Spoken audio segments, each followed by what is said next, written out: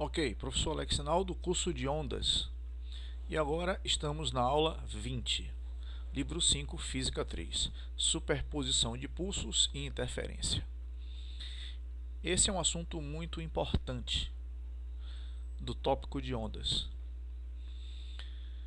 Então nós vamos fazer o seguinte, neste vídeo vamos falar sobre a teoria e resolver apenas as 4 questões de sala. Vocês devem assistir a aula, ler o material e tentar fazer as questões propostas.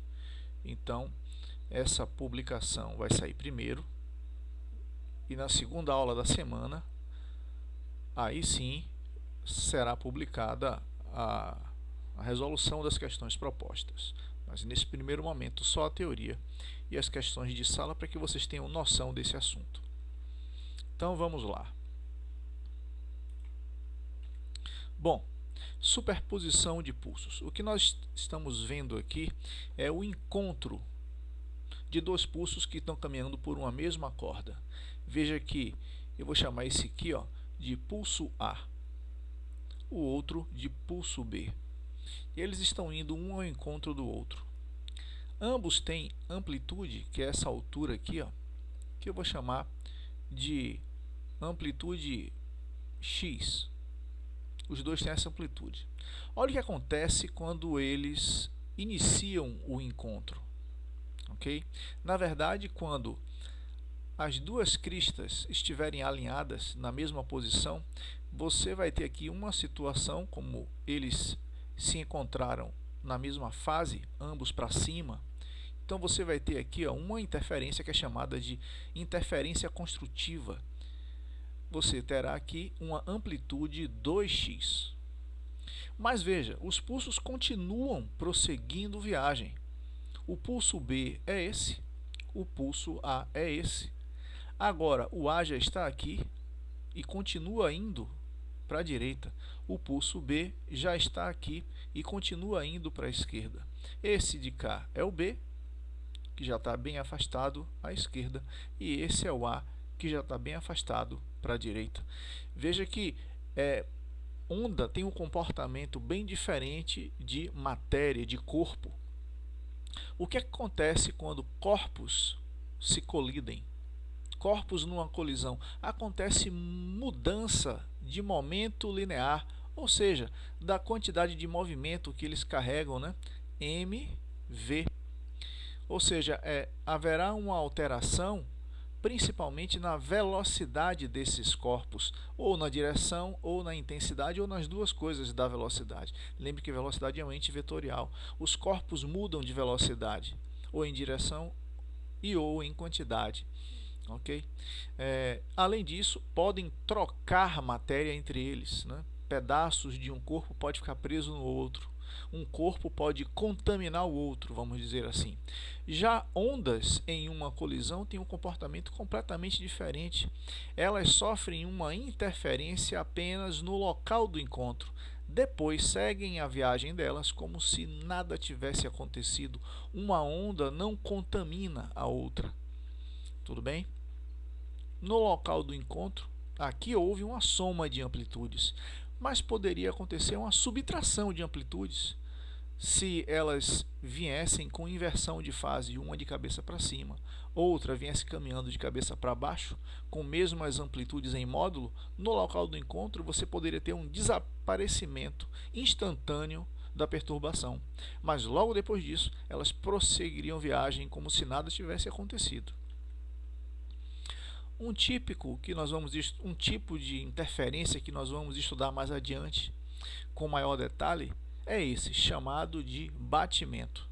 Acontece isso aqui, é muito utilizado para ondas sonoras. Então vamos supor que do lado de cá nós temos uma caixinha de som que está emitindo uma frequência F1 de 400 Hz. Do outro lado de cá, uma caixinha de som, que eu vou colocar aqui, emitindo essa onda azul. E ela tem uma frequência F2 de 402 Hz. 400 Hz. 402 Hz, o nosso ouvido humano não tem sensibilidade para distinguir esses dois sons. Você vai perceber no seu ouvido lá que é o mesmo som, porque quando a diferença de frequência é da ordem de unidades de Hertz, o nosso ouvido não percebe nenhuma mudança. Não temos essa sensibilidade. Mas o que acontece quando colocamos ondas assim, para se encontrarem no espaço, ondas sonoras assim? Veja que a diferença é muito pequena de frequência. Logo, a diferença do comprimento de onda também é muito pequena. Essa de cá, lembre que V é igual a lambda vezes F. Lambda é o comprimento de onda, F é a frequência. Então, se você considerar que todas essas ondas aqui são sonoras, as duas vão viajar com a mesma velocidade, então frequência e comprimento de onda são grandezas inversamente proporcionais. Ok? Então, quem tem maior frequência, nesse caso aqui, 402 Hz, vai ter menor comprimento de onda. A onda azul é um pouquinho mais curta, um pouquinho menor do que a vermelha, que é um pouquinho maior. Quando isso acontece e as duas se encontram no ar, forma-se essa figura resultante, essa onda resultante. Essa onda resultante aqui vai produzir o fenômeno chamado batimento, ok? Onde você ouve um som trêmulo, vamos dizer assim, que alterna a intensidade. Seria algo mais ou menos assim. Esse som representado pela onda vermelha. Esse som aqui representado pela onda azul. Observe que separadamente a gente ouve da mesma maneira os dois. Agora os dois juntos vão produzir essa onda resultante preta. E qual é o efeito sonoro disso? É algo mais ou menos assim.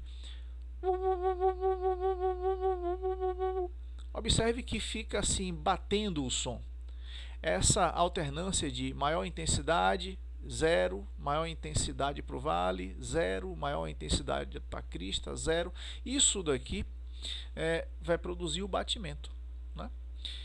Mais tarde nós vamos ver, inclusive, como é que se calcula a frequência desse batimento, a frequência do batimento. E nós vamos ver como é que se calcula a frequência da onda que foi batida, ou a frequência resultante. Tem duas frequências aqui, né?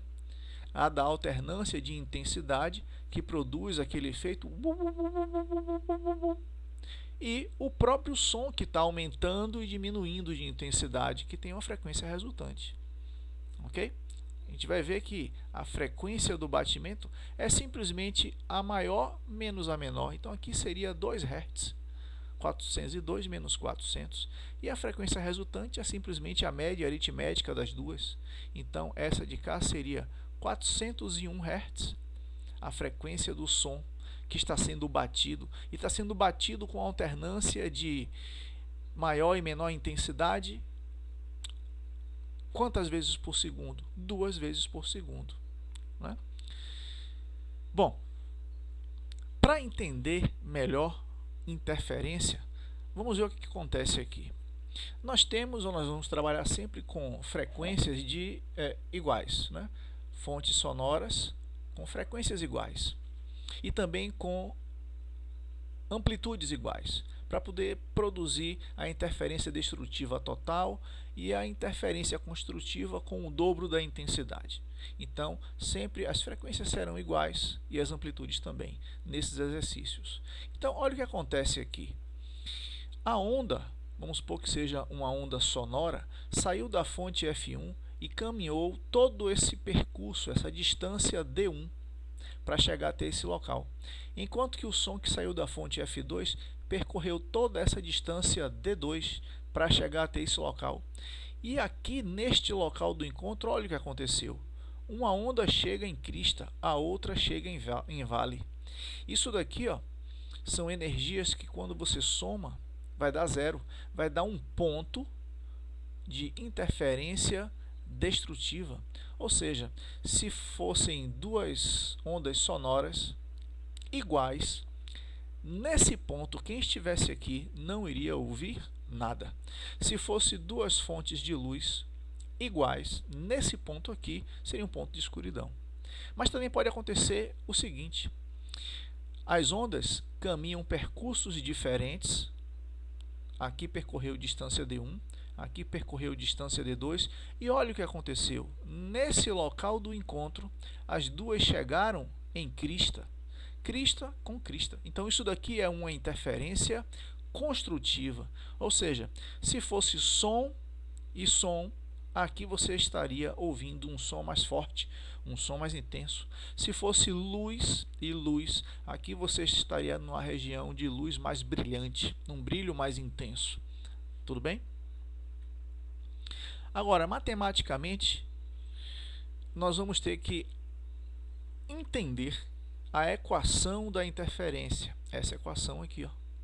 A equação da interferência, ela se dá por quê? Bom, a gente já viu antes, acontece quando as duas ondas percorrem distâncias diferentes para chegar em um mesmo ponto.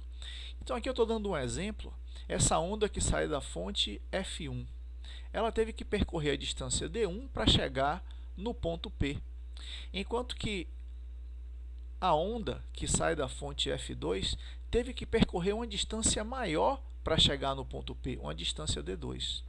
D2 menos D1, isso daqui, ó, essa variação de distância, que antigamente se chamava de diferença de marcha, esse ΔD, informa o quanto uma onda teve que andar mais do que a outra para chegar lá no mesmo ponto. E no caso aqui, ó, sempre para acontecer a interferência total, né?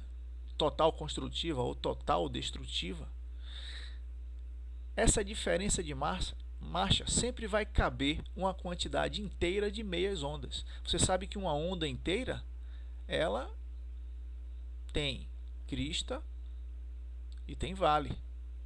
Então isso aqui é uma onda inteira, né? Isso daqui, ó, essa distância toda daqui para cá, é um lambda inteiro. Mas quantas metades de ondas nós temos nesse exemplo de cima? 1, 2, 3, 4. Veja que nesse exemplo, a diferença de marcha, a diferença de percurso, foi exatamente de 4 meias ondas. 4, que é um número n par.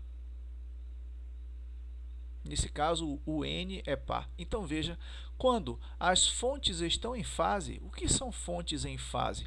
Veja que as duas começam vibrando para cima. Quando as duas começam vibrando para cima, ou as duas começam vibrando para baixo, elas estão em fase. Quando elas estão em fase e a diferença de marcha é um número par de meias ondas, nós teremos interferência construtiva, porque veja, no local do encontro, no ponto P, olha o que aconteceu. Aconteceu o encontro de crista com crista. Então aqui você, no local desse encontro, no ponto P, você vai estar ouvindo um som com um dobro de intensidade. Tudo bem? Agora veja o que acontece aqui. Aqui também nós temos fontes em fase. Começa oscilando para cima, começa oscilando para cima, elas estão em fase. Mas o som que saiu da fonte F2 caminhou essa distância aqui a mais. E essa distância a mais, que é D2 menos D1, nesse caso aqui, esse ΔD, foi de quanto? Vamos lá? 1, 2, 3. Foram 3 metades de onda. 3 lambdas sobre 2. E 3 é um N ímpar, é um número ímpar. Então, toda vez que as fontes estão em fase, as duas começam oscilando para o mesmo lado. E a diferença de marcha é um número ímpar de meias ondas. Olha o que acontece no local do encontro. Tivemos aqui a chegada de uma crista com um vale. E isso vai dar interferência destrutiva. Então, quando a diferença de marcha é um número ímpar de meias ondas, teremos interferência destrutiva. Tudo bem? E se for o contrário? Vamos analisar no próximo slide quando elas estão em oposição de fase. Mas antes disso, veja, analise um exemplo aqui, ó, de fontes em fase. Vamos supor que nós temos aqui, ó, ondas de frentes retas que estão chegando e vão atravessar esses dois orifícios. Então, como elas chegam batendo nesses dois orifícios da mesma forma, as duas fontes aqui estão em fase. Ok? Como nesse exemplo aqui. Vamos supor que essas duas estão em fase, as duas começam oscilando do mesmo jeito. Veja que exatamente na posição central nós vamos ter interferência construtiva, né? A região vermelha é de interferência construtiva, é máximo de luz. Então vamos supor que fossem aqui, ó, fontes de luz S1 e S2. Aqui nós teríamos interferência construtiva no meio, porque as duas ondas percorreriam a mesma distância para chegar até lá. Então chegaria crista com crista, vale com vale.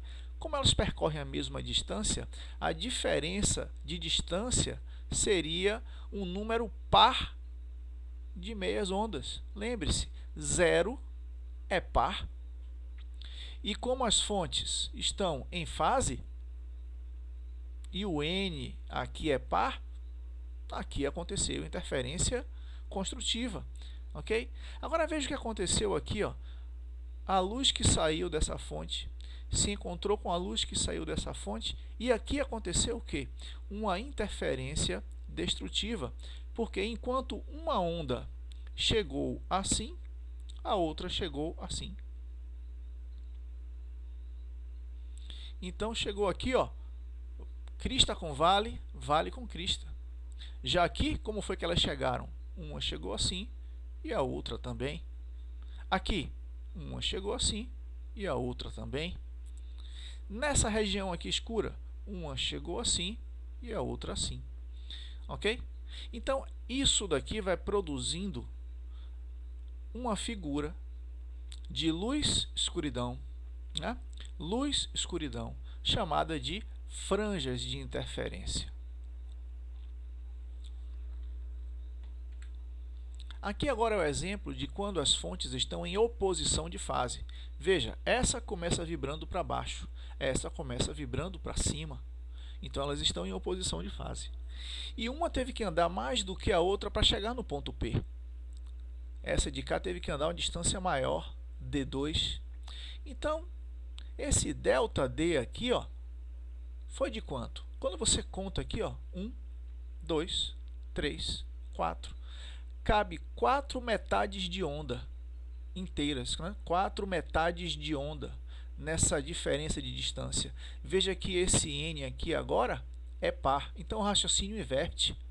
O raciocínio inverte. Porque olha o que aconteceu quando as fontes estão em oposição de fase e a diferença de distância dá um número par de meias ondas, acabou acontecendo o encontro no ponto P de um vale com uma crista, deu interferência destrutiva, né? Se fosse luz se encontrando com luz, nesse ponto nós teríamos escuridão. Agora, embaixo, as fontes estão em oposição de fase, uma começa vibrando para baixo e a outra começa vibrando para cima, e a distância que uma teve que andar mais do que a outra, o ΔD, está cabendo aqui, ó, 1, 2, 3. 3 metades de onda. 3 é um N que é ímpar. Então, quando as fontes estão em oposição de fase e a diferença de distância dá um número N ímpar, nós teremos o quê? Olha o que aconteceu lá na região do ponto P. Chegou vale com vale. Então, isso daqui é interferência construtiva. O raciocínio inverte. Ok? Então, veja aqui a atividade de sala. 2 pulsos são gerados simultaneamente nas extremidades de uma corda homogênea, que é mantida rígida e em posição horizontal. A figura mostra os 2 pulsos no momento inicial de sua geração. Os pulsos estão representados sobre uma malha quadriculada de lado D em metros. Um pulso nessa corda demora 1 segundo para avançar a distância D. Assinale a alternativa que representa a interferência dos pulsos na corda após 3 segundos. Então veja, a velocidade dos 2 pulsos é uma velocidade de d por segundo. Vamos supor que d fosse de 1 metro, seria 1 metro por segundo. Após um intervalo de 3 segundos, o que é que vai acontecer? Esse pulso, ele vai estar onde? Ó, 1, 2, 3. Ele vai estar aqui. Esse de cá vai estar onde? 1, 2, 3. Vai estar aqui. E esse? 1, 2, 3. Vai estar aqui. E o de cá, esse aqui, 1, 2, 3, vai estar aqui. Então, olha o que é que vai acontecer. Esse pulso vai estar nessa posição, enquanto que esse pulso, 3 segundos após, vai estar nessa posição aqui. Bom, o que é que vai acontecer? Veja que aqui nós temos uma distância d para cima, enquanto que esse de cá tem uma distância 2d para baixo. D para cima, 2d para baixo. A resultante disso vai ficar d para baixo. Então, nós vamos ter um pulso com essa característica. Logo, letra A. Ok? Você faz uma operação algébrica com essas amplitudes, né? Levando-se em consideração sinal. Então, aqui foi d somado com menos 2d, então ficou menos d. Ok? Então, veja que o pulso ficou com essa característica após 3 segundos. 2. O trombone de Crick é um dispositivo experimental utilizado para demonstrar o fenômeno da interferência de ondas sonoras. Uma fonte emite ondas sonoras de determinada frequência na entrada do dispositivo. Essas ondas se dividem pelos dois caminhos, ADC e AEC, e se encontram no ponto C, a saída do dispositivo, onde se posiciona um detector. O trajeto ADC pode ser aumentado pelo deslocamento dessa parte do dispositivo. Com o trajeto ADC igual a AEC, capta um som muito intenso na saída. Muito intenso na saída quando os dois têm o mesmo tamanho. Isso significa dizer, lógico, que aqui é apenas uma fonte sonora distribuindo o mesmo som para o lado direito e para o lado esquerdo. Então, aqui é como se fosse duas fontes sonoras, né? Só que duas fontes sonoras que estão exatamente em fase. Por isso que quando elas percorrem distâncias iguais, né, quando os dois lados estão do mesmo tamanho, os dois lados estão com 30 centímetros, as ondas vão chegar aqui em fase, produzindo interferência construtiva. É isso que ele está dizendo ali. Porque a diferença de distância vai ser zero, zero é par, e isso vai dar uma interferência, então, construtiva. Ok? Bom, então, vamos lá, né? Entretanto, aumentando-se gradativamente o trajeto ADC, então, gradativamente você vai, ó, puxando essa parte do equipamento e ele vai aumentando de tamanho. Até que ele fica como mostrado na figura. A intensidade do som na saída fica praticamente nula, ou seja, quando essa lateral aqui do lado esquerdo fica de 40 centímetros, aqui nós temos interferência destrutiva. Significa dizer que um som está chegando assim e o outro assim. Então, você tem interferência destrutiva quando essa configuração aqui acontece. E é logo a primeira interferência destrutiva depois de que eles estavam do mesmo tamanho. Então, significa dizer o primeiro ímpar depois do zero. Depois do zero, o primeiro ímpar vale 1. Então, nesse caso aqui, ó, N tem que valer 1. A gente já viu que quando as fontes aqui, ó, estão em fase, a interferência destrutiva se dá nos N's ímpares. E o primeiro N ímpar é 1, já que foi uma coisa gradativa, né? Ele foi esticando esse lado aqui para a esquerda, ele foi crescendo de tamanho até chegar no primeiro ponto de mínimo. Então, N igual a 1. Então, vamos lá, ó. D2 menos D1 é igual a N lambda sobre 2, a equação da interferência. Bom, o que aconteceu? Essa onda daqui teve que percorrer 40 mais 40 para chegar até aqui. Então, ela percorreu 80 centímetros. Né? A outra teve que percorrer 30 mais 30. Então, 60 centímetros. Isso daqui, ó, deu n igual a 1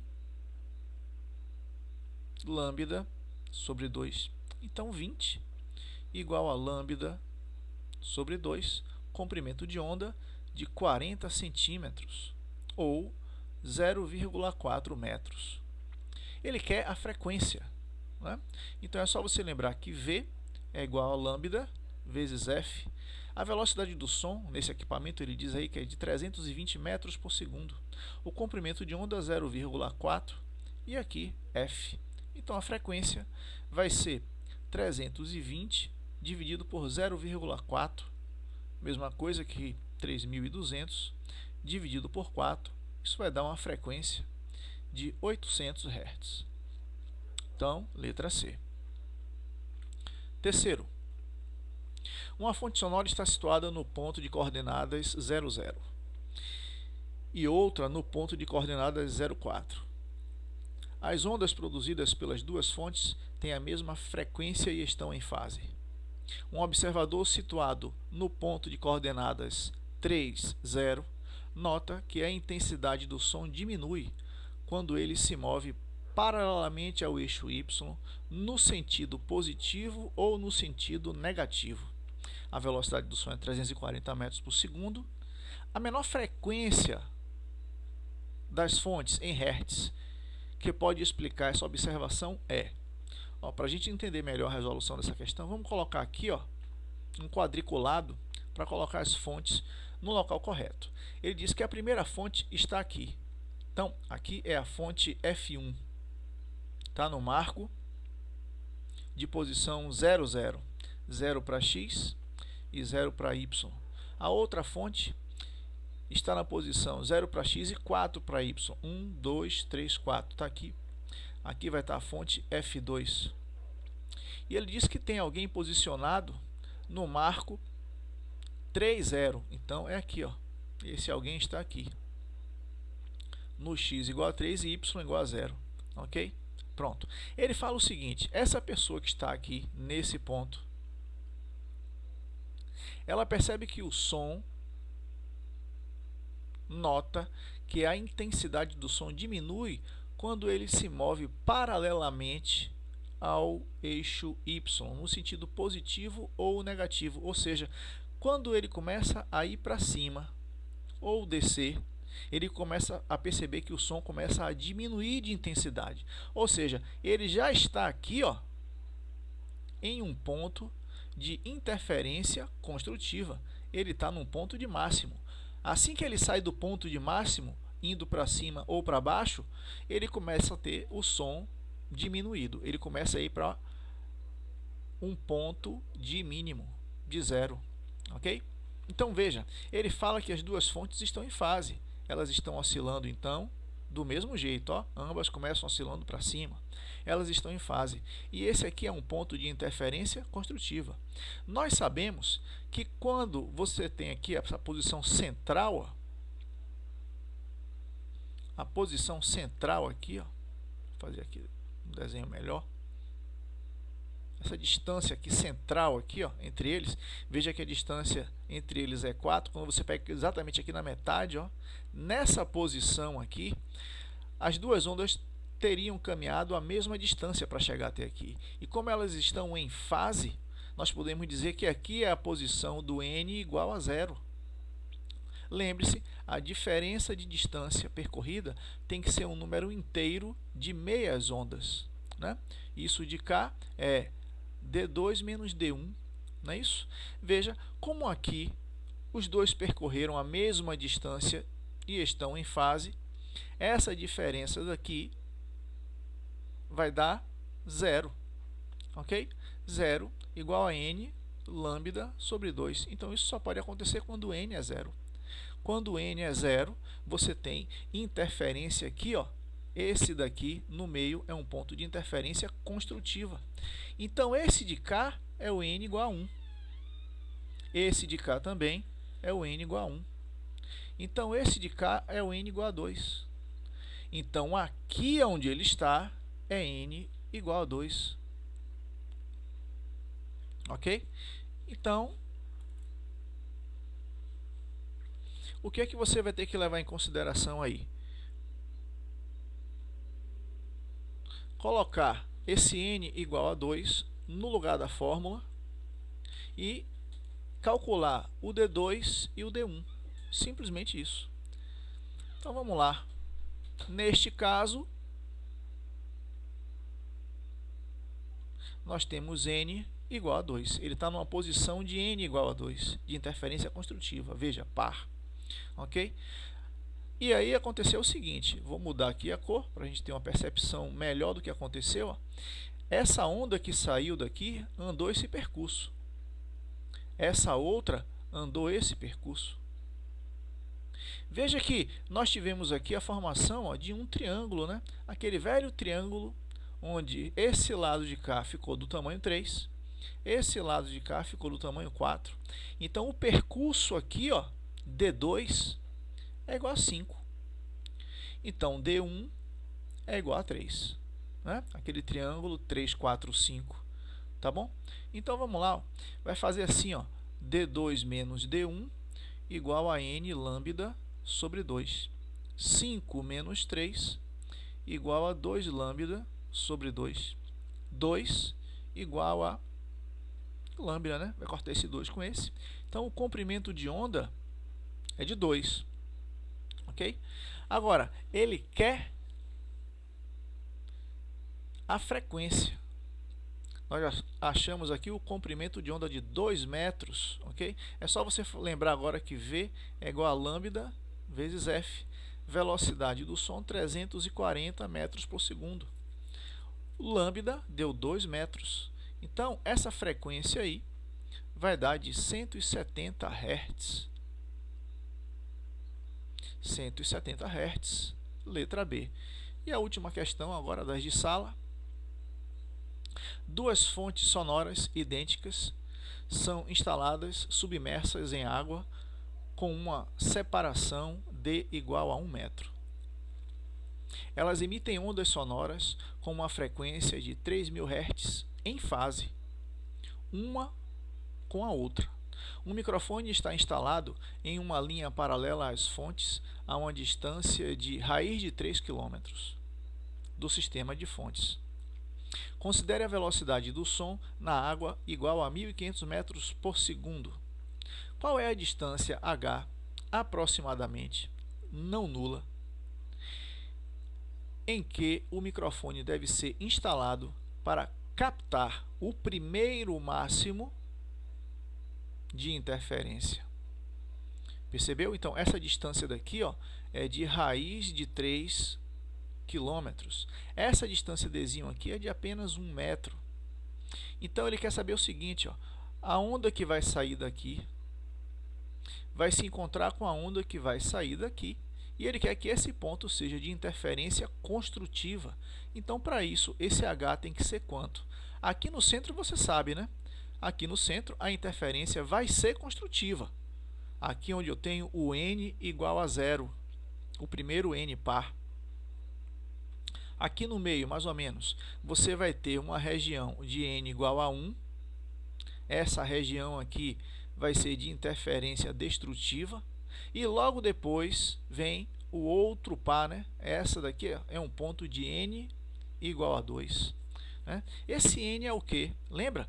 Quanto uma onda andou mais do que a outra, se você considerar aqui o percurso D2, aqui o percurso D1, D2 menos D1 tem que caber um número inteiro de meias ondas. Esse N nesse local aqui vale 2. Nesse local aqui, ó, onde está o microfone. É o primeiro par depois do zero. Então, ele quer saber a que distância fica esse local de N igual a 2 em relação ao centro. Tudo bem? Então, vamos lá. Primeiro, para compreender melhor a resolução dessa questão, nós tivemos que fazer uma ampliação. Olha o que acontece aí. E nós temos que levar em consideração o seguinte. Devido ao enorme valor de Dzão, que é raiz de 3 km, em comparação com Dzinho, que é de apenas 1 metro, aqui está bem fora de escala, mas foi feito assim para a gente entender, nós vamos considerar que esses essas linhas retas A, B e C são aproximadamente paralelas. Estão aproximadamente uma em cima da outra, né? Isso no mundo real ficaria muito assim mesmo, né? Imagine 1 metro que separa as duas fontes e raiz de 3 quilômetros até o local aqui, ó, onde ficaria o anteparo, né? Então, realmente, essas linhas estão muito próximas uma da outra, né? A verde, a tracejada e a amarela. Então, aqui, ó, esse percurso amarelo é o percurso da onda que sai da fonte F2. Esse percurso verde é o percurso da onda que sai da fonte F1. Então, aqui eu tenho a fonte F1, aqui embaixo eu tenho a fonte F2. Então, aqui é o percurso D2, aqui é o percurso D1. Ok? E ele quer que aqui, ó, onde o N é igual a 2, nós já vimos, né? Aqui no centro o N é 0. Aqui no meio nós temos um N igual a 1. Aqui é uma região de interferência destrutiva, aqui de interferência construtiva e aqui de interferência construtiva, onde tem um máximo de intensidade. Então, a primeira coisa que a gente vai ter que saber fazer aí é fazer o cálculo do comprimento de onda, dessa onda, né? Então, vamos lá. Primeira coisa, passo número 1, V igual a lambda F. Então, a velocidade ele deu aí de 1.500 metros por segundo, é som caminhando dentro da água, lambda, e uma frequência de 3.000 Hz. Então, vai dar um comprimento de onda de 0,5, né? 1 sobre 2 metro. Já temos, então, aí o comprimento de onda, ok? Agora, vamos calcular, passo número 2, o ΔD, que é igual a N lambda sobre 2. ΔD é D2 menos D1, que é igual a N vezes lambda sobre 2. Nós já vimos que, nesse caso, o N tem que ser 2 para produzir a primeira interferência construtiva, depois que você sai da região central aqui, né? Então, vamos lá. Ó. Nós temos que D2 menos D1 igual a 2 vezes comprimento de onda 0,5, já tínhamos calculado antes aqui, sobre 2, né? 2 lambda sobre 2. Cortou aqui, ó. Então, D2 menos D1 igual a 0,5. Aqui é exatamente o ΔD, né? Quanto um teve que andar mais do que o outro. Lá no desenho, eu estou representando por ΔX. Né? Então, quanto foi que uma onda, essa onda que saiu aqui pelo caminho amarelo, ela caminhou quanto a mais do que a que saiu pelo verde? Essa quantidade aqui, ó, esse ΔX, né? Que é o nosso ΔD, calculado ali, que vale meio metro. Né? Meio metro. Com isso, olha só o que acontece. Nós acabamos de formar aqui, ó, um triângulo retângulo, ó, esse aqui que eu estou pintando de vermelho, com esse ângulo θ, esse ângulo φ e esse aqui de 90 graus.